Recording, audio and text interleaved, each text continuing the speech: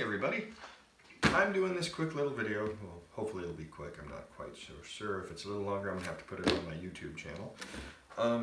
In the previous video, I showed you how to make fresh pasta dough in your food processor, trying to show you how to do it really quick.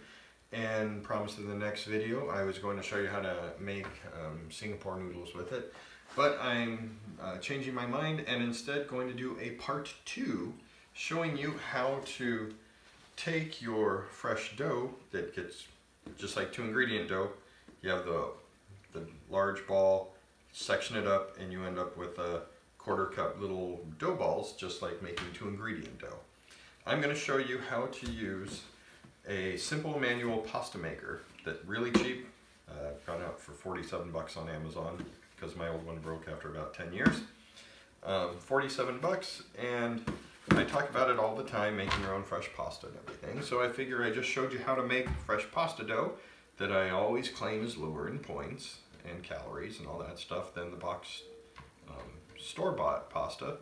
So might as well show you how to turn these tiny little dough balls into actual portionable and lower point pasta.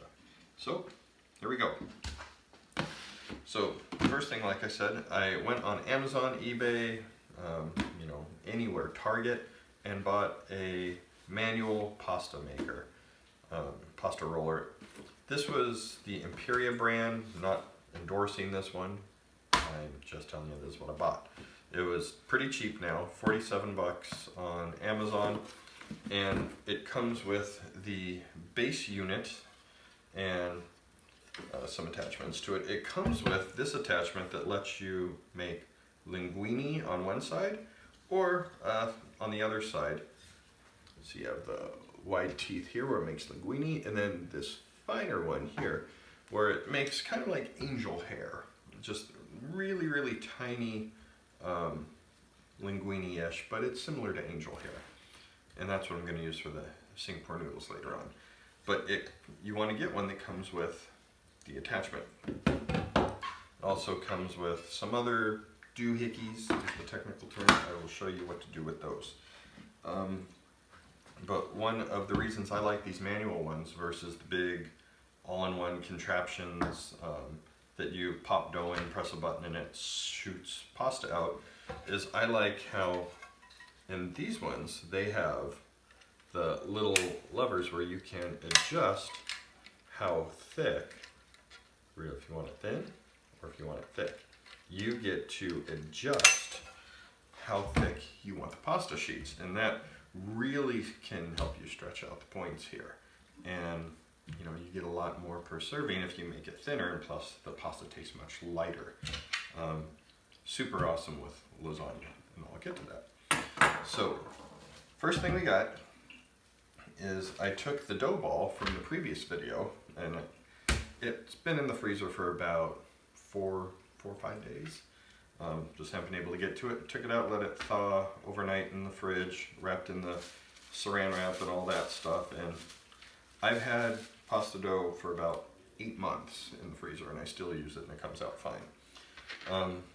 But now they are portioned in a 1/4 cup little dough balls, and I'm gonna get this set up and show you what to do with it. All right, so we have our 1/4 cup ball of dough. One of the things that I'm going to be trying to do different is I'm going to be trying to minimize how much flour we use for dusting, try to keep it at virtually non-existent because that adds points. So one of the little things I will use is a little mist of vegetable oil spray, canola oil spray, olive oil, cooking spray, whatever, just trying to avoid having to use more flour. So we have our unit, the base unit, clamped onto, I know I'm lucky in that I have an island, most people don't, I had to make this.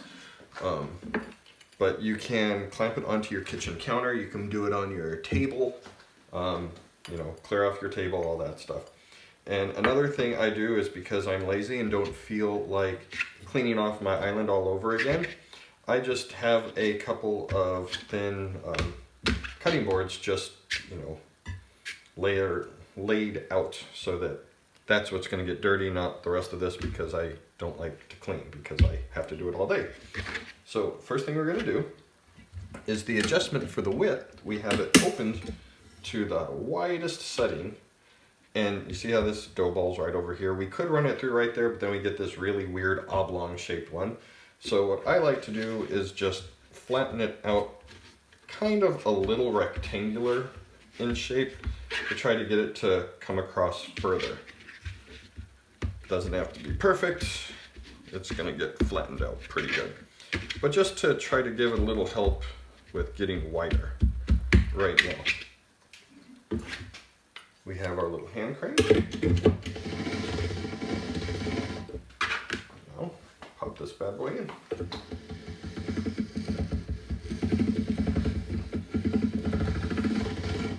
So that's just the first pass. Doesn't look very impressive right now.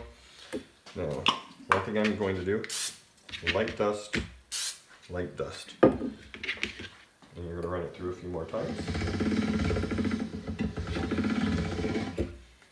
And now, why not, turn it on its side so that it fills up the entire width.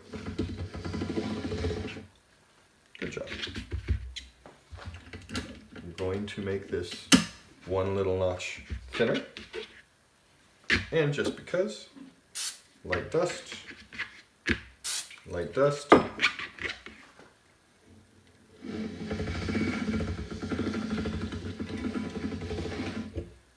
it through again.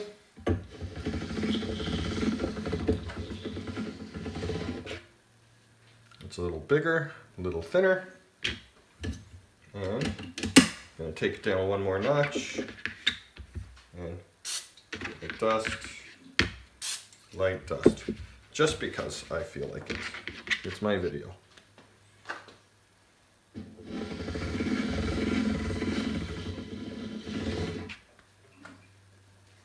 again, sorry that I'm in the way.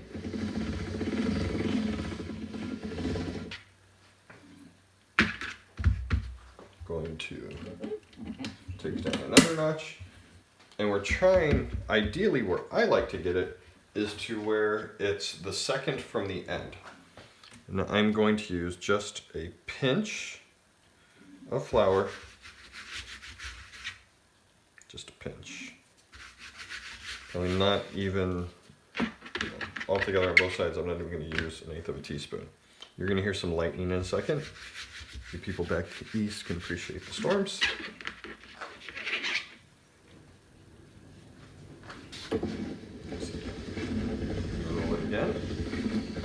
And now once we get it to these settings that are closer to the end, that's when it really starts to stretch out the dough and it starts getting much more noticeable. Tiny little pinch again. Trying to keep this as minimal as possible. Tiny little pinch. Like normally when you see pasta videos or recipes, it's like people dumping on flour. We're trying to keep this as minimal as possible for points. One more time through this thickness.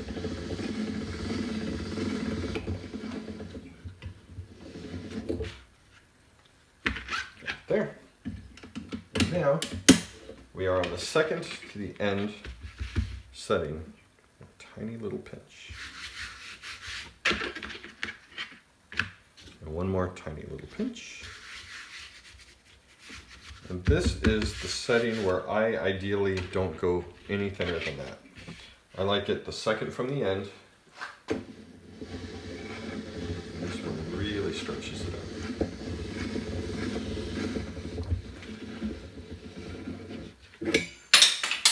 And then you drop equipment. One more time. I haven't made fresh pasta in a long time. I'm going to do light spritz. Flip it over and light spritz. One more time through.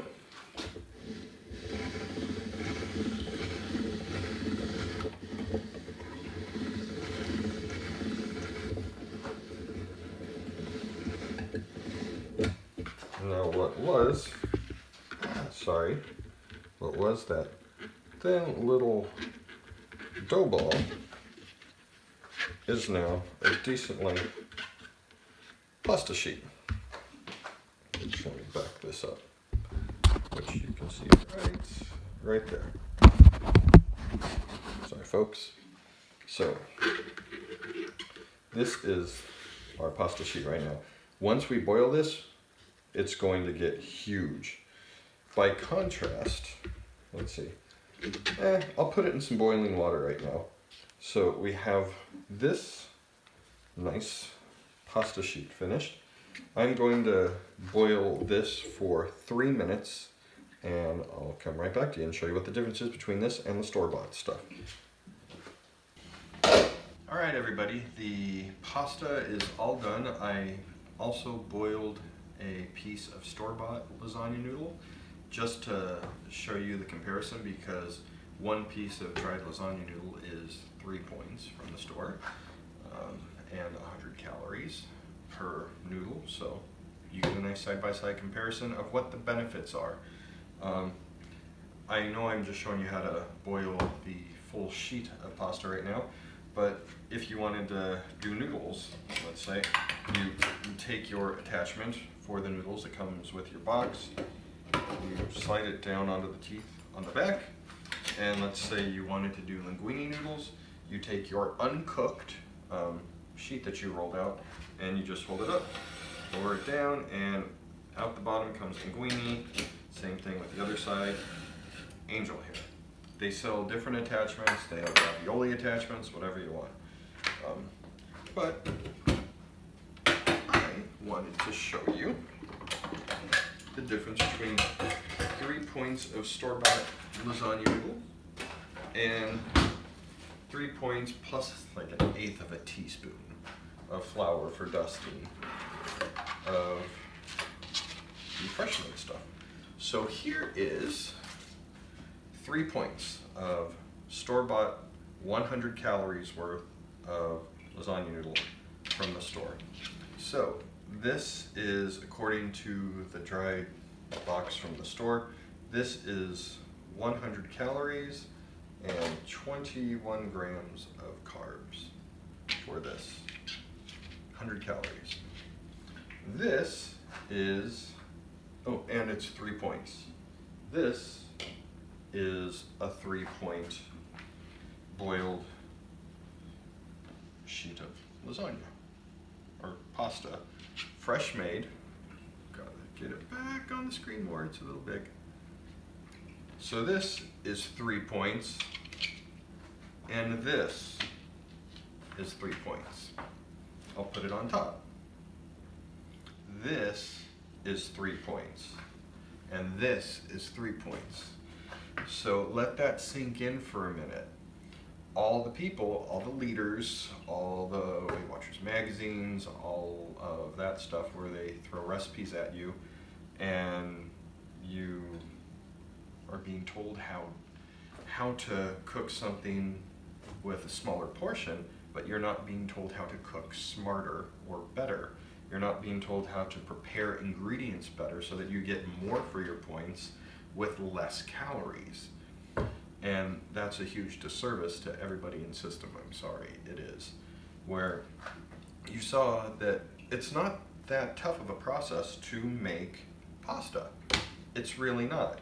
This is definitely more convenient. This isn't an everyday thing you could do. I just can because I have a bunch of dough balls in the freezer. And after a while you get where you can roll it out and cut noodles really quick. But once you have this, you will never go back to this crap. I mean, every leader, every workshop, every meeting, you're told to just eat the normal foods and just have a hockey puck sized dinner. Just have smaller portions, that's sustainable. My ass. What's sustainable is having a large regular piece of lasagna that's less than half the calories of lasagna made with the traditional ingredients that you're being told to have a smaller portion of, where you could have a regular portion for less calories than the smaller portion of the real stuff. It makes no sense. That's why it's a huge deal for me to show you how to cook better, rethink the way you're cooking. I mean, you know, people are told pasta's a lot of points. Just budget your points, go into your weekly. Screw that. I mean, you see what the difference is. 3 points of this, 3 points of this. You can pasta an entire 3-layer pan, 13 by 9 casserole pan of lasagna with 9 points of pasta, just 3 of these, 3/4 cups of pasta if you do it yourself, versus it takes 10 to 12 of these to do the same thing, 3 points each.